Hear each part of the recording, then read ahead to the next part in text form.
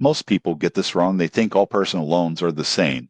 But Upstart uses AI-driven lending to consider more than just your credit score. Here's what I learned using it. Upstart evaluates your credit history, education, employment, and even income to determine loan eligibility. This means people with limited credit history but strong financial potential can qualify. Loan amounts typically range from $1,000 to $50,000 with fixed rates and predictable monthly payments. The application process is fast. You can get an approval decision in minutes and funding in as little as one business day. For example, when I applied for a $10,000 personal loan, the platform clearly showed the interest rate, term, and total repayment before I accepted the loan. The surprising truth is that Upstart often offers lower rates than traditional banks for people with non-traditional credit profiles. On the downside, origination fees can range from 0% to 8%, so it's important to factor that into the cost. Early repayment is allowed without penalties, which adds flexibility. In conclusion,